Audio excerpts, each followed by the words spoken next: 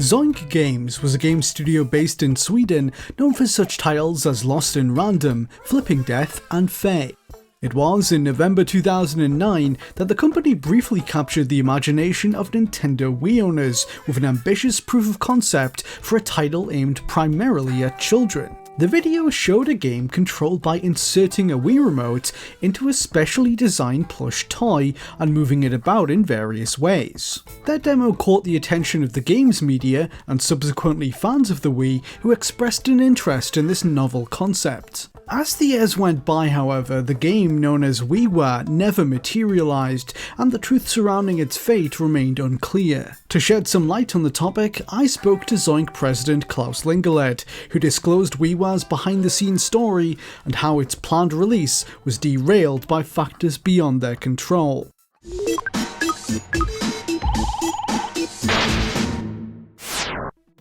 Klaus Lingeled's involvement in the games industry began in the 1990s when he worked as a freelance artist on various projects before eventually joining Shiny Entertainment in 1997. Shortly after the turn of the century, during early work on Enter the Matrix, Klaus was growing weary of traditional game development and departed Shiny of his own accord. His research into the possibility of opening his own studio in the US didn't get far, as he encountered a number of potential roadblocks, such as visa complications. With that in mind, he left the country entirely in 2001, returning to his native Sweden to start over and form a new limited company named Zoink. This was envisioned by him as an independent game studio that would serve as his primary creative outlet. Zoink's early attempts at game development faced difficulties of their own, however. Their first major project was The Core Gang, an original 3D action-adventure game for Xbox, which was given the green light to production by Unique Game Development Studios. But when financial troubles hit the publisher in 2004, UDC declared bankruptcy, hurling Zoink's debut title into uncertainty. Burned by the instability and unpredictability of game creation, Klaus decided to pivot Zoink into the animation industry. There, he and the rest of the company would find success, picking up work for brands such as Burger King and Coca-Cola. It wasn't until later into the decade that Zoink's founder would rediscover his creative spark for the interactive medium with the advent of the Nintendo Wii. Its unique controller opened up many new possibilities for Klaus and his team, prospects made only more enticing by a gold rush of companies cashing in on its burgeoning success. A small German startup named Pixarnaut stepped up to pay for the remainder of the Core Gang's development, reviving it for the Wii in 2008. It was during work on this unlikely resurrection that Klaus began to conceptualize his next original IP. After becoming a father in the mid-2000s, Klaus drew inspiration for his next game from observing the behavior of his young son. I remember he was very young, he was like 4 or 5 or something like that, and I remember he was always playing, we would play the games together, and then he would go off, and then he would continue playing the games, but with his toys in his room, and it was just funny to see how he just continued the video game, but with puppets instead, or with his dolls and his teddy bears and stuff like that, So I was looking at him, how he was playing and how he's just animating the character around, jumping around with him. And I think we were playing Wii games at that point too, and I just thought it was funny how how you could actually puppeteer, like the way you bounce around with your character with your hand, like pretending it is jumping around, And then I was realizing, wow, that's kind of cool. I mean, that's how you would actually animate the character in the game with the Wii controller. And then it was also like clicked, oh, cool! I could actually what if I put the Wii mode inside one of his plush toys, And so was born the idea behind what would come to be known as WeeWaa, which Klaus started to pursue in early 2008. He approached Nordic Game Ventures, an investment group that provides financing to independent game projects from Nordic countries. His pitch to them by all accounts made an impression, and Zoink was quickly granted funding of around €30,000 in spring 2008. While this was not enough to pay for the development of a full game, it allowed the project to get off the ground. The team began fleshing out the concept, commissioning prototype plush toys, and starting work on a game demo. A key source of inspiration for them in the process of realizing its world and characters was the claymation adventure game The Neverhood. This can be observed from the appearance of the titular main character WeeWaa, which has some similarities to The Neverhood's protagonist Clayman. The original plush for the game, however, featured a different design according to Klaus. Players were once intended to insert the Wii Remote into its nose, with the tip of the controller protruding out slightly. This would have enabled players to use the remote's infrared pointer to interact with the game, but the concept was quickly abandoned after testing. We tested it on kids, and we saw kids were just grabbing it and they would just slam it in the floor. And of course, because the Wiimote wasn't protected, they would actually break the Wiimote. So we decided, okay, we really need to put it inside so it's very protected, you know. The structure of the title was that of an adventure game, with a variety of mini-games encountered along the journey. The toy could be stood upright on the floor, and the player would have to wobble them left and right to waddle WeeWaa down fixed pathways in the game. Mini-games or alternate routes could be encountered regularly, and the player would gesture the toy either upside down or on its side to select them. Zoink experimented extensively, finding the strengths and weaknesses of the Wii Remote's motion sensors to narrow down what was really possible. It's because of that the plush toy opened the door to modes of interactivity that usually went unexplored with the lone Wii Remote. For instance, the player could bounce the creature up and down by grabbing onto its springy ears. Zoink had developed ways of determining the length of the bounce by measuring the remote's accelerometer.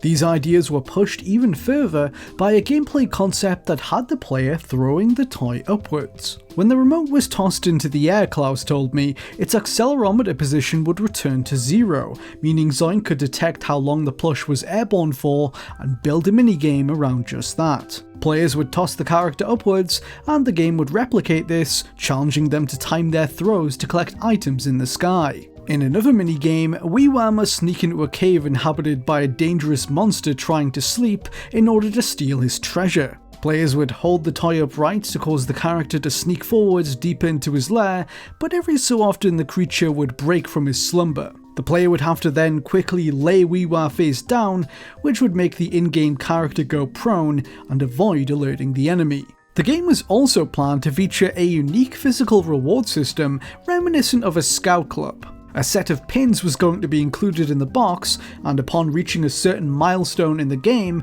players would be prompted to attach a particular pin to their WeeWaa plush as a reward. This was a way for players to show their progress without having to open the game up, and offered a degree of self-expression as to where they were placed on the toy. During our talks, Klaus shared that he had originally hoped WeeWaa would be able to reach people of all ages, with an appeal he likened to that of Animal Crossing's. However, it ultimately ended up targeting younger audiences when Zoink realised how basic the motion controls in the Wii Remote were, which limited how complex their gameplay could be. Implementation of Nintendo's Motion Plus add-on for the remote was fleetingly considered, but was abandoned out of concerns this would limit their potential market. While WeeWaa didn't end up as adult-oriented as once intended, Klaus did invent another Wii game concept to fill that void. Balls of Flurry was his attempt to create a party game for grown-ups using similar ideas to WeeWaa. Players would have inserted the Wii Remote into a ball and tossed it through the air to one another as they participated in various mini-games. In one, for example, the ball was a time bomb waiting to explode, and players would have to pass it between them to avoid it. Ticking could be heard via the Wii Remote speaker before an eventual explosion sound. Zoink's hopes for the game were deflated, however, after the pitch was shown to Nintendo, who told them it was simply too dangerous to be made. Between early 2008 and February 2009, the WeeWaa project made significant progress according to Anders Svensson, its lead programmer. It was then that the team was finally able to secure a publishing deal. American publisher Majesco, known for releasing such titles as Psychonauts and Blood Rain, signed with Zoink to bring WeeWaa to markets around the world. Majesco was seen as a good fit for the game due to their connections with major US retailers like Walmart. Since the game hinged upon a physical component, the soft toy, being able to negotiate with retail chains for store space was viewed as an essential asset. In the 5 months that followed the start of their partnership with Majesco, the game quietly continued to make strides behind the scenes, but Zoink was about to have their plans upended by an unexpected rival. At the the time, one of the games Majesco was best known for publishing was Cooking Mama. The franchise had expanded rapidly over the years, well beyond its humble beginnings as a DS game, to have multiple sequels and spin-offs. It just so happened that Mama's next outing, for the Wii, was set to have her entering the daycare business, and this entailed a physical stuffed toy of a baby players would control by inserting the Wii remote into. For WeeWaa, it was an unfortunate coincidence. Two games planned to be released around the same time, with very similar core concepts by the same publisher. Majesco was faced with a choice between Zoink's original IP or a spin-off to an already successful series. With manufacturing costs taken into account, the publisher was unwilling to keep both going, and chose to release Babysitting Mama instead. WeeWaa's support was abruptly cut off in August 2009, leaving Zoink scrambling to find a new publishing partner. The company decided to widen their search by going public. They got to work assembling a trailer for the game designed to grab the attention of players and publishers alike. The video was released on their website in early November 2009 and soon got the game's media talking, but not entirely for the reasons they had hoped. The original version of the trailer they posted showed the child player demonstrating how to insert the Wii remote via the bottom of the soft toy. This immediately garnered some derisive remarks from the press, who mocked the clip with sexually suggestive jokes. Kotaku is among the first to partake in this, with their headline, "WeeWaa lets Wii owners penetrate, play with puppets." Within hours of the trailer dropping, it was swiftly pulled and replaced with an alternate take, showing the remote instead being pushed inside the toy's mouth. The response thereafter was largely one of intrigue and enthusiasm, and the joke soon subsided, for the most part. Up until now, the original trailer was considered lost media, but I was able to obtain a copy of it during my research. The second version of the video gained around 180,000 views within a couple of months, and eventually did lead Zoink to finding a distributor willing to take the game on, according to Klaus. WeeWaa's bumpy road to release wasn't over yet, however. One major barrier the project ran into during development was getting approval from Nintendo. Their strict rules for games with controller add-ons were such that if a developer created a game for the Wii which required the associated peripheral, they would need to personally inspect both. Klaus feared that this process had the potential to drag out for a very long period of time and could ultimately risk the whole venture if Nintendo rejected it. To avoid this entirely, Zoink argued that the game could be played without the toy.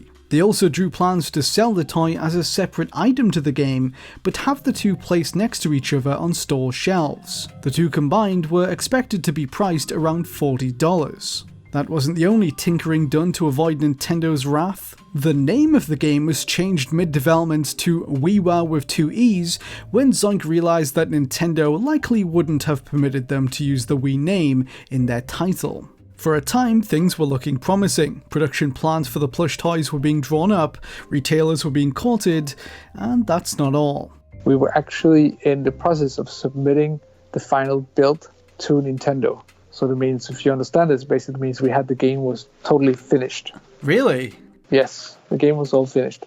But we were sending it into Nintendo, and we were getting it approved by Nintendo, which it can sometimes take a long time because they need to look at it and they need to find all the bugs and all that sort of stuff. So we had built the whole game. A potential 2010 launch for the game briefly seemed on the cards, but yet more disappointment lay ahead for the developers. The prospective deal with their chosen distributor fell through in early 2010, according to lead programmer Anders Svensson. Their reasoning for exiting negotiations with Zoink was hard for Klaus to argue with. The Wii game market had seen a sizable downturn from its dizzying heights towards the start of the console's life. A pattern was emerging. First-party games were selling, third-party games largely performed much worse. Enough third-party software was struggling to find an audience on Nintendo's system for publishers to take notice and become increasingly hesitant about developing for it. I think a lot of people who bought the original Wii really just bought it for Wii Sports, and they were really like, "Oh, that's all there is. It's almost like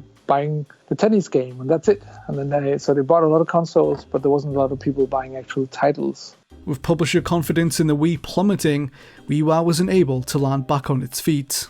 A version of the game for Xbox 360 using Kinect was discussed with Microsoft, but the market wasn't deemed big enough for it to be considered viable. Many other publishers were contacted in the search for funding, including Ubisoft. Klaus revealed that they had shown an interest in the concept, but wanted to turn it into a game using Rabbids instead, a concession he was unwilling to make since he wanted it to be a new IP. Did you ever consider going straight to Nintendo themselves and, trying to pitch it to them? Oh yeah, we tried. It was impossible. Impossible to even get the right person, and you have to think about it, it's like Nintendo is controlled by Japan, If you want to talk to somebody in Europe, I'm in Sweden, so if you have to talk to anybody in Europe, you have to talk to the guys down in Germany. I think it's easier now, but at that time it was really, they were very scared about releasing any kind of content like that too, because they had problems with people throwing the Wiimotes inside the TV screen, and it was quite new for them too. Getting it through Nintendo would have taken them so long that it would be almost impossible, and maybe not get it through at all. I think it's very hard to do anything with Nintendo. It's easy to release an indie or a game today, but if you want to do anything outside the system, like these ideas, I think it's very hard, even today. We have thought about should we bring back WeeWaa and maybe do it for the Switch, because the controls are small, so we could even have a small plush toy, which would be kind of cute. It could even be like maybe it's like a little squishy kind of doll instead of being actually a plush toy, something like that. But at the moment, we're just like anything that has to distribute real objects is super complicated, Zoink cut their losses in 2010 and moved on to other projects.